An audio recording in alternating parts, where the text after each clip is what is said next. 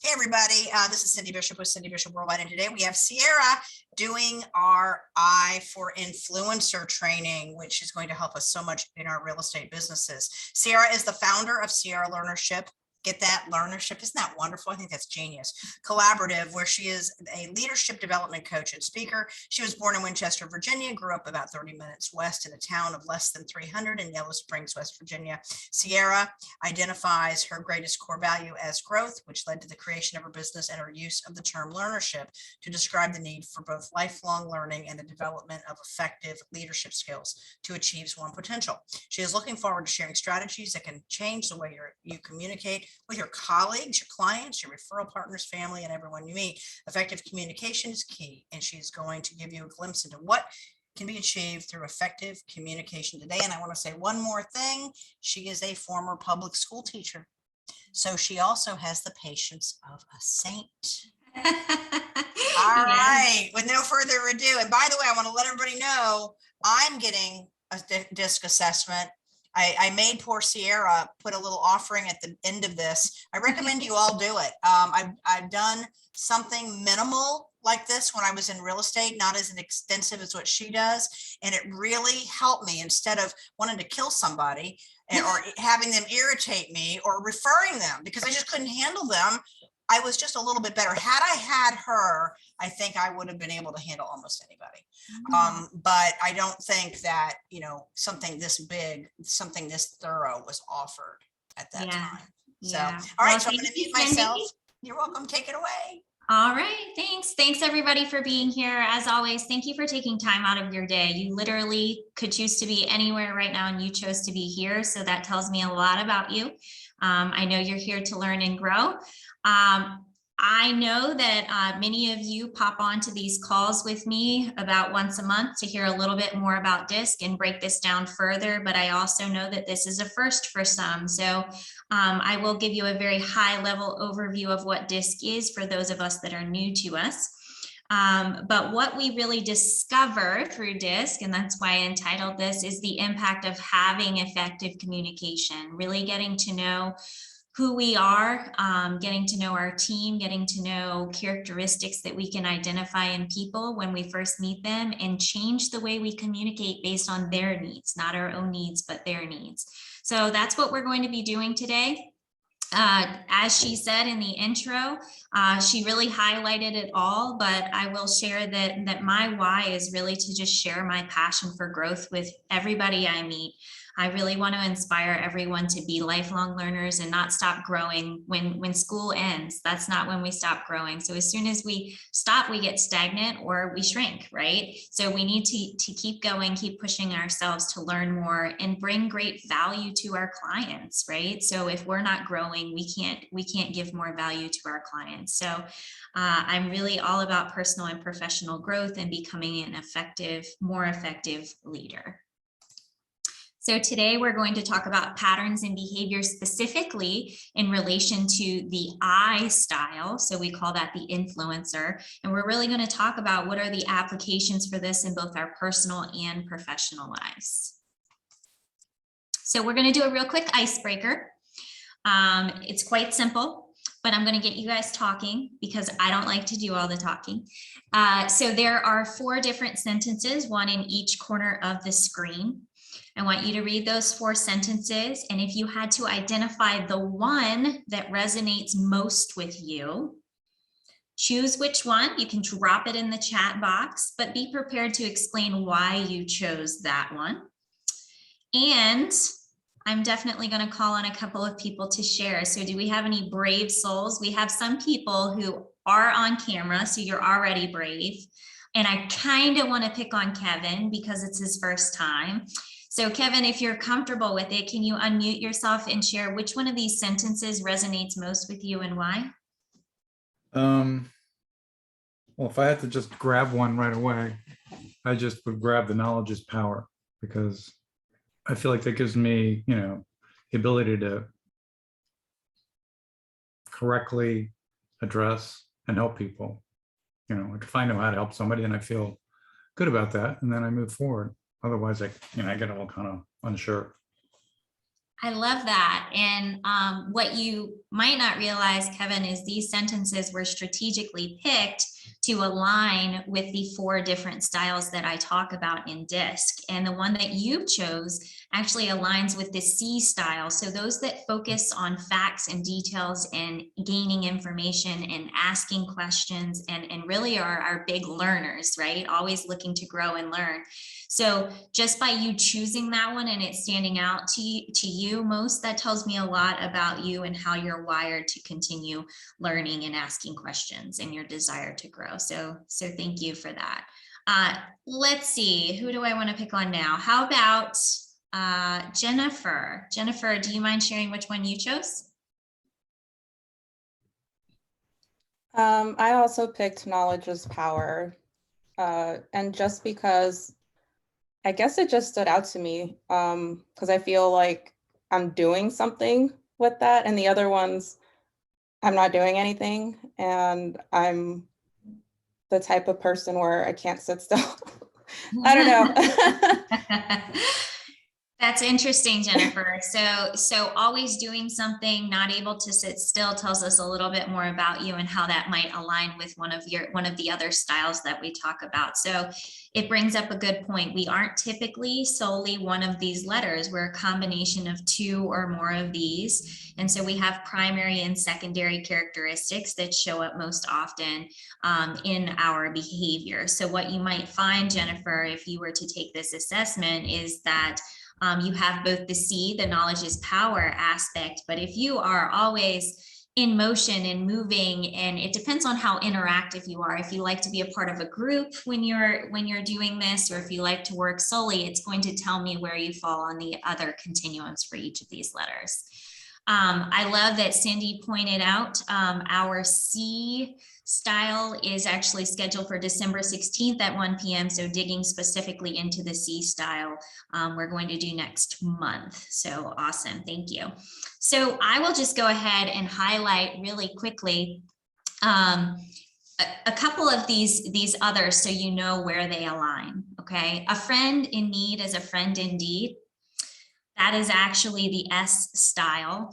Usually our S's pick this, and that's because they care very much about the relationships that they build. Everything is relationship oriented, not task oriented. And they may often care so much about others' opinions that they even go against their own beliefs just to please those around you. Thinking about you can't make an omelet without breaking a few eggs, that is the D. Yes, Cindy, we already did the D and she put it on the membership site. So there is a recording of the D, but that's that visionary who's not afraid to just jump in, be decisive, make mistakes along the way. And that's okay. And then finally, all work and no play makes Jack a dull boy is what we're talking about today. And that's that influencer I style. So I will go ahead and continue. So we are going to watch a quick video today. Those of you that have been a part of this might remember other videos that allows us to see inside the mind of someone that has each of these styles. So obviously today is highlighting Isaac, the I style, in the meeting and his thoughts and reactions to others in the way that they participate in this meeting. So I am going to share my audio with you. And if you could just give me a thumbs up when you're able to hear the sound. That's a great notebook, Susan. I saw one like it a week ago at the paper outlet. I almost bought it too, but I got distracted because I ran into an old friend. All right, everyone, let's get started. D has always seemed a little impersonal. I enjoy any opportunity I get to connect with my coworkers on a personal level. That connection helps us work better as a team, and we look out for one another because of it. This year's theme is exceeding the vision. Make sure to keep this in mind as we plan. You know, that's a great theme. I mean, come on. Who doesn't love a good theme? I do.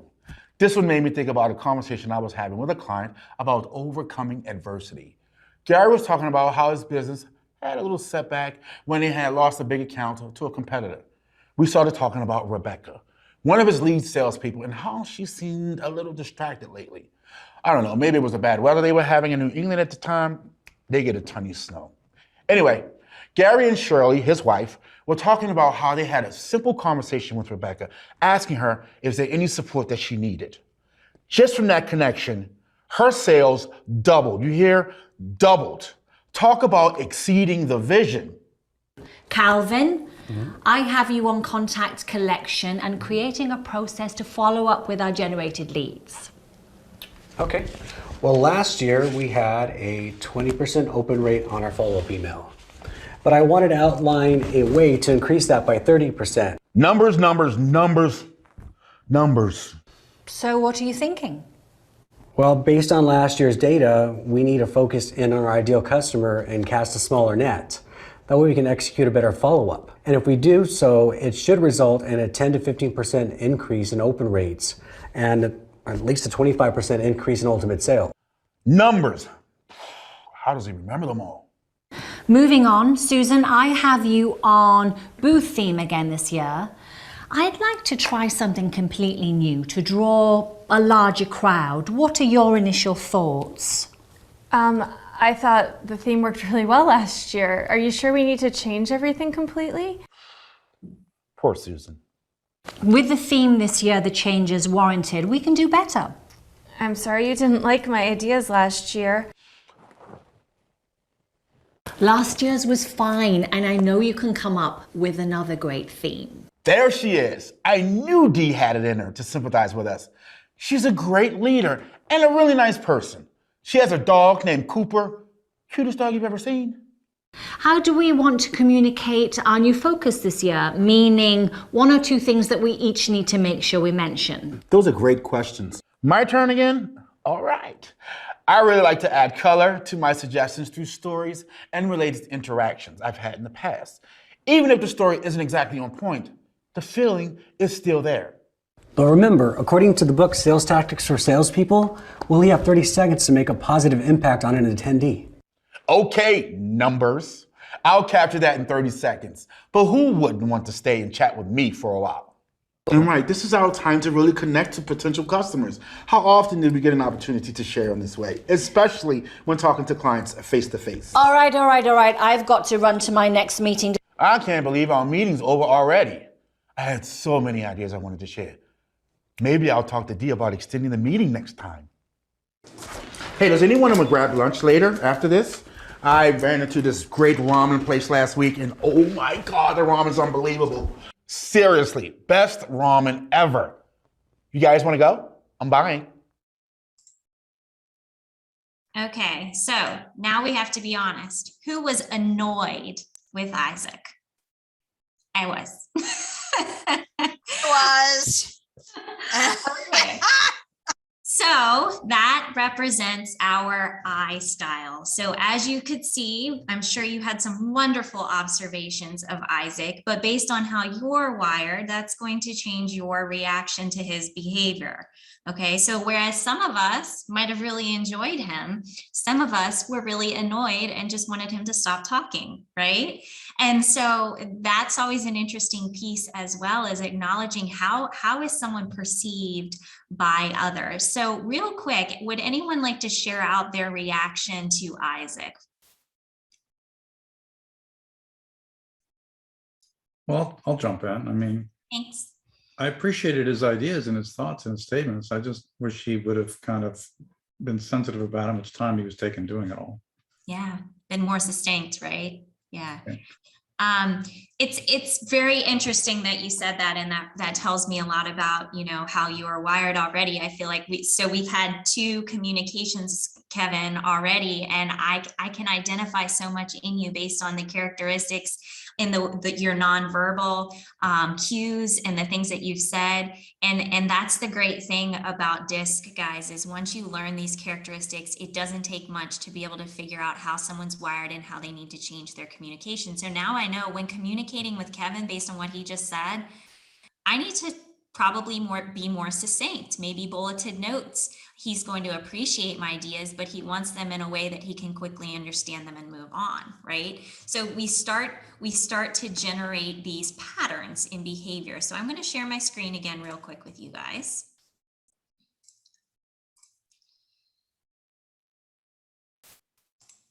And we're going to go into our general characteristics. Can everybody see my screen? Perfect. Okay. So as you can see, there's tons of words here, and I'm not going to read them off to you, but the important things to know here is our eyes are very social people. They love building relationships with others. They love being surrounded by people. These are the people who walk past someone on the street and want to say good morning and chat about the weather. These are the people who are great salespeople because they're very charming and positive and optimistic, right? So that can be very convincing for people, but convincing for people who are wired to enjoy the style of an eye, right? So we have basically a continuum. So a very high eye is considered to be outgoing. It's the way they deal with people and contacts. A very low eye is considered more reserved in nature and would prefer to have a few close friends rather than a lot of acquaintances. So things that you might identify in someone who is an eye, you might see that they have a lot of gestures, okay? They might use their hands a lot when they talk. They might smile a lot. They always look happy. I don't know how this person is always so happy, right? And so joyful. Usually a louder kind of style. So you might notice that their voice is louder and carries further than most. And just very, I guess the aspect of their speech is that they ramble. I mean, a lot of what Isaac said could have been summarized and been covered much more quickly, but he rambled and he wanted the meeting to last longer. He had so much that he wanted to share that he was going to request more time next time, right? So just not very to the point. So thinking about the emotion. So what is usually conveyed as far as emotion goes for an eye is optimism, which I mentioned here a second ago. Think of the color yellow and how bright this is on the screen, right? We think of our eyes are the happy-go-lucky people, right? And can find the good in any situation. But what they really fear is being rejected. Okay, so your reaction to them, they're picking up on your social cues, and your reaction to them can really impact them because they care what you think about them. They have a need to interact with others. So when you meet with them, you have to give them the opportunity to do the talking. Even if you're an eye and you love talking, you have to become a listener for that interaction because they have to have a voice and be heard. And they're looking for that really exciting experience. And when thinking about in your industry what that looks like, they are going to enjoy every moment of the buying and selling experience, right? They are going to be someone who really wants to be a part of it all. They're not going to stand back and just hand over everything to you and hope that you execute, but they want to be a part of it and build a relationship during the process. So ideal environment, these are people who don't like to be controlled. They like freedom from control and detail. They like to be constantly in motion and moving. So earlier, Jennifer was talking about, constant movement. There might be a little eye in there for you, Jennifer, where you've just kind of always got to be on the move doing something, right? Very motivated to work alongside others and establish a larger network of people. So limitations that they might face, they're not usually very attentive to details because they're speaking more than listening. And when you're speaking, they're probably already thinking of what they want to say next. Okay, so it's always great to follow up in writing after meeting with an eye style and make sure that you communicate in quick, easy bulleted notes, a summary of what was covered so that they can go back and look at it. They also are super trusting of others. And so it can be actually unrealistic expectations of others at times. And they don't expect people to build the trust. They automatically trust them. And sometimes they can get hurt by doing so. And then finally, a situational listener. So only really listening when they're trying to get something out of it, but usually very distracted and more focused on what they're going to say. Thinking about an eye under stress. Well, let's think about stress. How about buying and selling a home? That's stressful, right? It's a big life decision. So thinking about which one of these pops out to me, I would say the overly optimistic piece. Okay. And that is because the I is going to love the first house that you show them, and they're going to love the second house that you show them, and the third, and they're going to be able to get the money, and it's not going to be a problem, and everything's going to go perfectly. And when they bid on it, they're going to get the contract. Right. These are the people who are just excited for the process, but they also are a little too optimistic. Value they bring to the team. They're usually great at coming up with new creative ideas that others might not think of. They keep people motivated to succeed because they bring that optimism, and because they're great with people, they're able to help negotiate conflict. So if you're working alongside an I, here are some tips for you. Don't do all the talking. Let them talk. Don't make them feel like their ideas are not important. Encourage them to share their ideas, and allow that time up front for socializing. So no, if you're going to be working alongside an I, maybe you have an I on your team, that you need to, when you schedule a meeting, allow 5 minutes for grounding, where we just share and talk, and then we drive forward with an actual agenda. As I mentioned before, following up with details in writing. And this is an important piece right here. Having 4 short 10-minute discussions is better than one 40-minute discussion. So again, that goes back to attention to detail, and their mind is constantly darting from one thing to the next. So it's hard to focus for an extended period of time. So it's better to have shorter conversations. Let's talk about closing the deal with an I. So you've met someone, you've identified some characteristics in them, and you want to close the deal. These are the things that people with an I style are going to be excited about, and it's going to make them want to work with you. So obviously you're going to want to mirror their behavior and be very warm and friendly. As with working alongside of them, you want to do this with closing as well, letting them vocalize how they're feeling, what's going well, what's not going well, letting them reflect on those things and be overly open with you. You should not deal with a lot of the details orally. It should really be done in writing. And only summarize key things in discussions, because the details are going to be lost in the discussion, but can be read later when they can sit down and focus on it. And then ask a lot of feeling questions to draw out their opinions, their concerns, and help them be more realistic about the process and what's about to happen. The optimism is a great thing, but it can also get them in trouble and will cause disappointment at the end. So things not to do: don't appear cold or standoffish. Don't keep a straight face the whole time. Don't use the poker face. Don't be afraid to smile and show your teeth. They want you to be as warm and friendly as they are, and they want to have a long-term relationship with you. So build the relationship with them and show interest in who they are, what they like to do, all of that sort of stuff. And then don't control the conversation. Okay, you can rein them back in when necessary, but let them feel like they're in control of the conversation. And then they don't care about the facts and figures, right? They care about testimonials. They care about, how it's going to feel to move forward with this and what success you've had with other people in the past, right? So it's more about feelings and stories than it is about facts and data. And that's why in the video, Isaac did not care what Calvin had to say, which was a C, by the way, because Calvin was only sharing facts and data. But for Isaac, it was all about the experience and how people felt.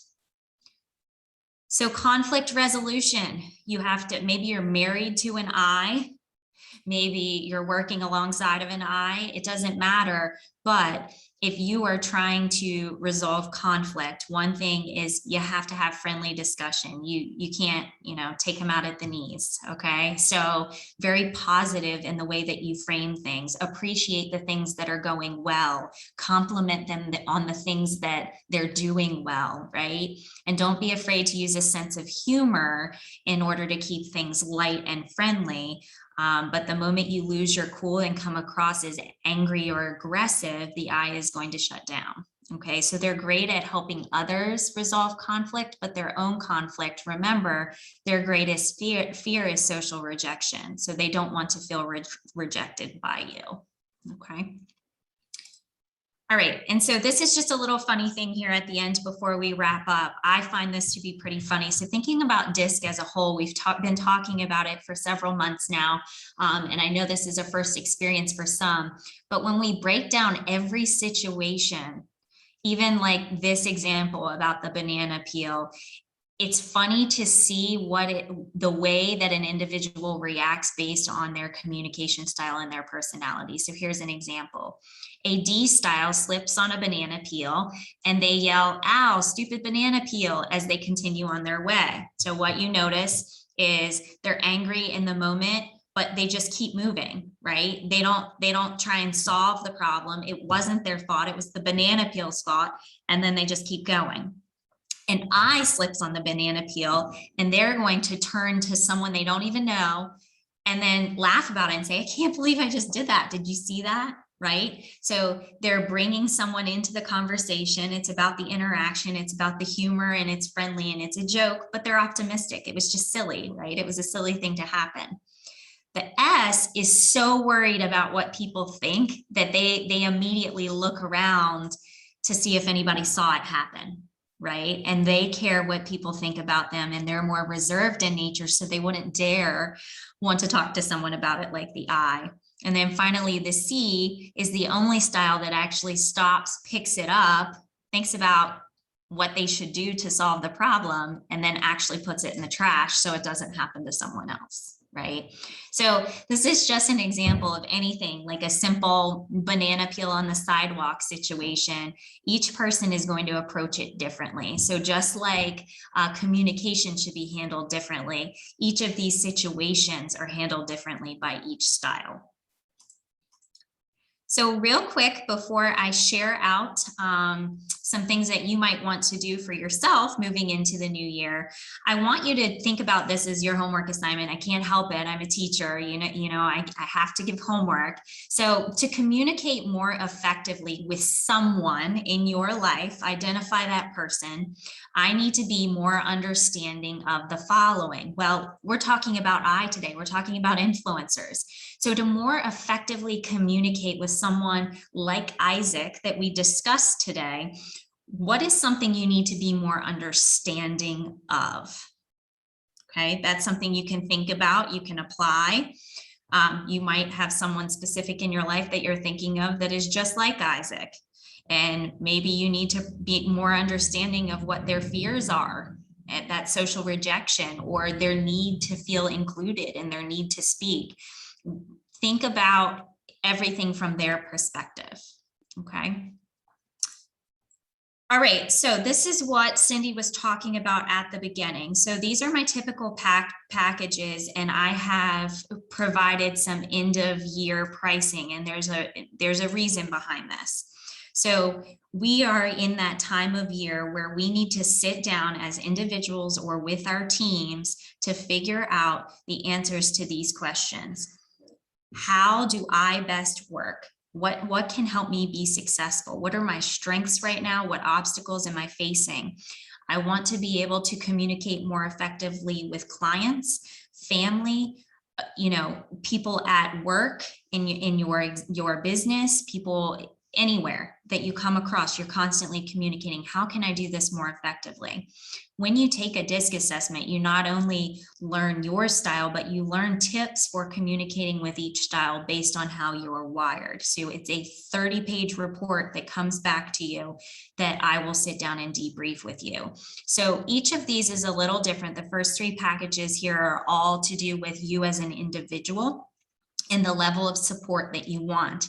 So if you just simply want an assessment and 30 minutes with me to debrief, that's fine. But I will tell you in advance, a 30-page report and only 30 minutes to debrief is not a lot of support, okay? Looking at the next one, you would have a more in-depth look at the strengths and obstacles you're facing. And then the next one up, we will not only have that time together, but we'll create an action plan. I will be your accountability partner, and we'll have another follow-up 60 days out to see how things are going for you.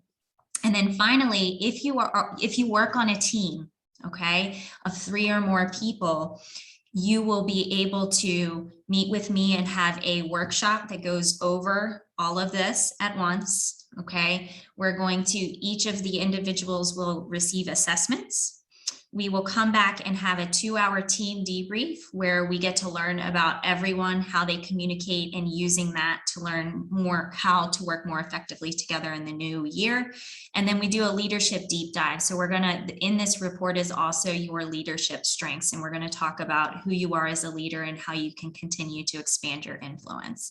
So there's a lot here, there's a lot to think about, but obviously it's the end of the year and now's the time we plan for 2022 and we put things in place to make a difference, right? And so we've all had struggles throughout COVID, and I know everyone wants to start this year, you know, with a great vision for the future, and this will allow you the support to do so. So if you have questions, let me know. I can shoot you an email of this after today's call, and if you're interested, just let me know. And my contact information was at the bottom of this one, but here it is as well. You can check out my website and contact me through that. You can also email me at grow@sierralearnership.com. You have my phone number there. But as always, thank you guys for having me. I can't wait to learn more about you. So I feel like I do all the talking, and in our sessions together, you get to do all the talking. So hopefully I get to meet with you guys a bit more. And I'll pass it back over to you, Cindy. Excellent. Now, for anybody that wants the video, since you guys attended, I'd be very happy after it's rendered later today to give this to you. Plus, then you'll have Sierra's information. Just so you know, and I think I know which one I'm going to do. It's either 2 or 3. So I probably need to have a chat with you because I need follow-up. I was the person that would yell at the banana peel, but at the same time, I'd pick it up and throw it away because I'm always worried about other people's consequences. You know what I'm saying? So Yeah. that's the thing. And it's very curious I'll be very curious to find out what my breakdown is, because I've never had anybody do that for me. Well, guys, we are done. The next one is in December. It's under, if you go to cindybishopworldwide.com to upcoming events and then go to webinars, that's where you'll find it. And that will be the final one, the C. All the other ones that we have recorded are on the cindybishopworldwide.org. That is that membership site, real estate training. It is in there, including her initial overview when she went through the disc. I don't know if you all remember, and we, you know, found the patterns, and it was really cool. And it was kind of a brief overview of each one of the personality types. So that is in there as well. And most of you, I think, have already signed up for that. There's you get it free, and then you only upgrade if there's things that you want that aren't free, right? So anyway, well, thanks, Sierra. Thank you. All right, guys, have a good day. day. Thank you. Bye-bye. Bye.